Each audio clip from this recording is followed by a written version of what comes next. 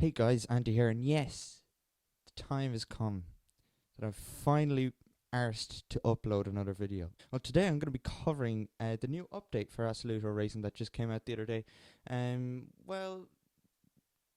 It's another update, isn't it? Like, the whole subreddit just goes absolutely nuts. Like, one update comes out, and then, like, 2 days later, give me another update, give me another update. So, they finally did an update, and, well, it's good, and I like it, but it's more focused to drifting, and well, you know me, I'm fairly pap at drifting. But some really exciting things have actually come about in it, like the newly reskinned Forest Path, which is incredible. They have a newly reskinned Yamagata circuit, and two new maps. They have two new versions of Ebisu. They have Ebisu Kita, which is the North Course,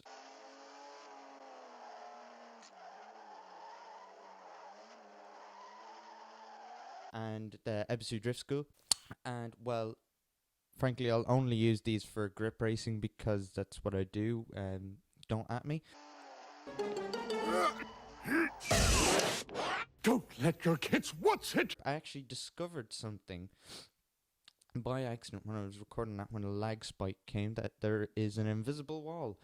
Or there isn't an invisible wall, I should say, on the run down to the hairpin at the last corner. There are some things that should have been added that weren't, such as, well, there's still no trail braking, which means I am still rubbish at that game. The GT40 is still called the 1964 GT40, and the camera on the inside is still on the wrong side. I will be annoyed about that till they change it, but whatever, I'll probably DM them about it on Discord. Speaking of the Discord, shameless plug, there's my own one is in the description. Sad news for some of the community, mods are not working anymore, most of them anyway. I don't know about all of them.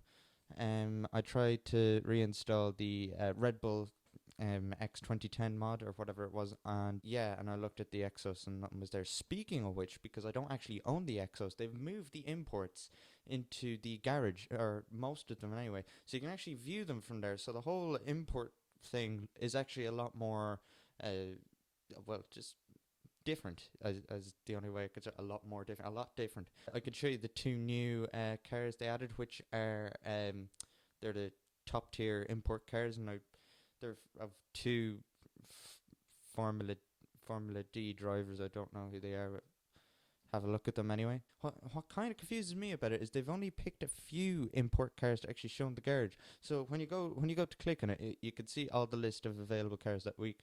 You notice that the M1 Pro car, I'll just call it by what it actually is called, the M1 Pro car is there, but the M1 Pro car doesn't actually appear in the garage with the rest of the BMWs. Then there's all the other tiers. It doesn't show the Falcon cars, it doesn't show the Rocket Bunnies, it doesn't show any of the others, yet it does show the Formula D cars under driver's shop for some reason. I imagine they should just, I don't know, just put them in, all of them in. Oh, and because of this means McLaren is actually in the dealership. So, I mean, if you want to look at the McLarens, you can do that. The only one I own is the F1, but I actually got lucky with that car. The day that update came out, I actually got it immediately with that one import ticket that I got. Anyway, there's some other things that they've changed. The Eclipse GSX, the one that you start off with, is now all-wheel drive, and it's slightly less useless as a consequence. And, well, as you can see by the footage, I did buy a BMW M1. They're very cool cars. They're not very useful.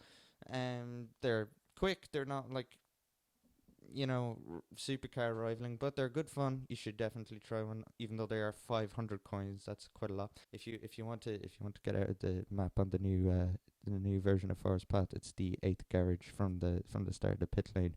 You can thank me later. And one more big thing to know is they actually did add the clutch pedal at long last. However, I won't be demonstrating it because of, well, this is what happens when you go to map it in the controller button settings thing. And finally, I did say finally on the other one, didn't I? Oh, well, finally, not all of the new cars are import cars. They did add the new the Nissan, the Datsun, uh, two, 200 SX or 200 ZX, or is it 180 Z? I don't know. It's that thing that, it'll be on screen. The Fairlady Z. It's slow and it's loud. I've not upgraded it yet.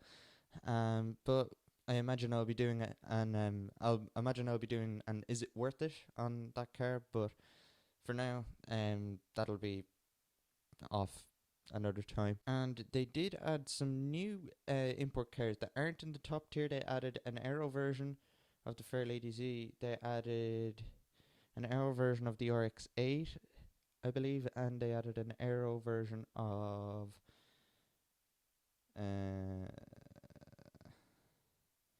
well, I can't remember, can I? I'm so prepared for this video. I spend however long not uploading a video, and then when I finally come back, I'm absolutely useless. But anyway, that will do it for this video. I am not bothered to go find out what that new car actually. Oh, I remember what it is now. Hey, it's a wide body version of the new. It's a wide body version of an Evo. I can't remember which Evo, 8 or 9. They're the exact same car anyway, but it's a wide body version of it. And yeah, it looks pretty cool. Apparently it drives fairly well, so I mean, what more could you want? That will do it for this episode. Hope you like this new style. The whole Sylvester the Cat thing I did before was just really hard to edit, and I'm not that interested in just editing a bunch of faces. Oh, my alarm's going off. Wow. My alarm's going off to tell me my camera's going to stop recording any second. So, goodbye. Thanks for watching, and see you guys out in the track.